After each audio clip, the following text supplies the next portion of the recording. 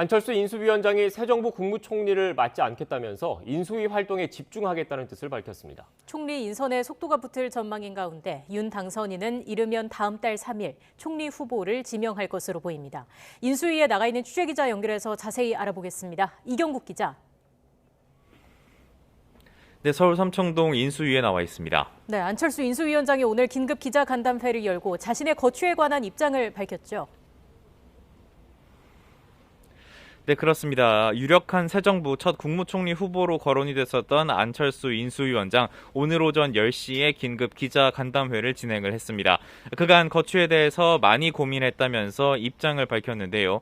안 위원장은 다음 정부의 청사진을 그린 다음 직접 자신이 내각에 참여하지 않는 것이 윤석열 당선인의 부담을 덜고 국정 방향을 잡는 데에도 도움이 될 거라고 말했습니다. 이어서 자신은 당의 지지 기반을 넓히고 정권이 안정되도록 하는 일에 공헌할 바가 많다고 생각한다고 덧붙였는데요. 다만 당권 도전과 지방선거 출마 가능성에 대해서는 일단 선을 그었습니다. 직접 들어보겠습니다. 우선 지방선거에 대한 생각은 없습니다.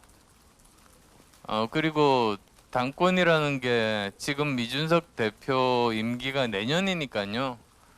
지금 당장 그 생각을 하고 있지는 않습니다. 네, 불편한 점은 없으세요?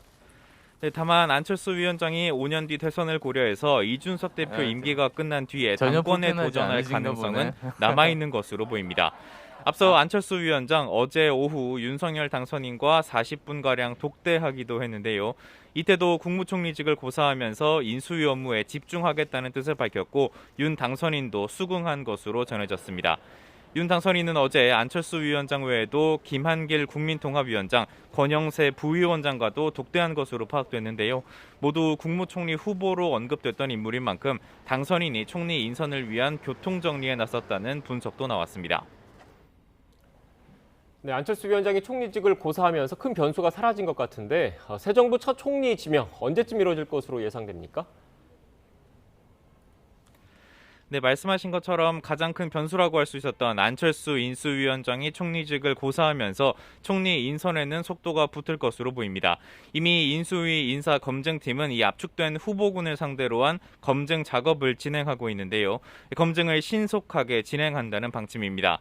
여기에 윤 당선인 측 핵심 관계자도 YTN과의 통화에서 이번 주말이면 국무총리 후보에 가닥이 잡힐 거라고 말했는데요. 통상적으로 인수위의 중요 발표가 토요일보다는 일요일에 이루어지는 점을 고려하면 다음 달 3일 윤 당선인이 새 정부 첫 국무총리 후보를 지명할 가능성이 큰 상황입니다. 윤 당선인 측은 국민 통합과 양극화 갈등 해소라는 가치에 방점을 두고 총리 후보를 고심해왔습니다. 이에 따라서 한덕수 전 국무총리와 김한길 국민통합위원장 그리고 박주선 대통령 취임 준비위원장 등이 꾸준히 거론되고 있습니다. 인선이 속도를 내는 가운데 윤 당선인 오늘 적극적인 행보도 이어가고 있습니다. 먼저 천주교 서울대 교구청을 찾아서 정순택 대주교를 예방했고요. 이후에는 무료 급식소인 명동 밥집을 찾아서 봉사활동에 참여하고 있습니다. 오후에는 마르크 류터 네덜란드 총리와의 통화도 예정돼 있습니다.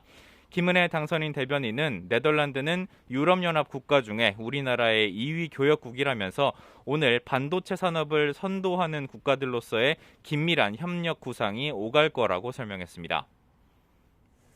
자, 그리고 인수위는 오늘부터 본격적인 국정과제 선정 작업에 착수할 예정이라고요. 네, 그렇습니다. 인수위원회 어제까지 모두 합해서 53개 기관으로부터 업무 보고를 받았습니다. 오늘부터는 앞서 보고받은 내용 등을 토대로 본격적인 국정과제 선정에 돌입합니다. 앞서 윤 당선인은 양극화와 인구 문제 해결을 시급한 과제로 꼽으면서 실용주의와 국민의 이익을 기초로 삼아서 국정과제를 논의해달라고 당부했는데요. 인수위는 일단 취임 뒤 100일 이내에 시작할 수 있는 과제부터 중점적으로 선별할 것으로 보입니다. 오늘까지 인수위 각 분과가 국정과제 후보군 초안을 정리하고요. 향후 논의를 거치면서 이를 가다듬어 간다는 방침입니다. 이런 가운데 정부 조직 개편을 위한 움직임도 함께 이어지고 있습니다. 윤 당선인이 공약한 여가부 폐지와 관련해서 오늘 안철수 인수위원장이 여성단체들과 간담회를 진행합니다.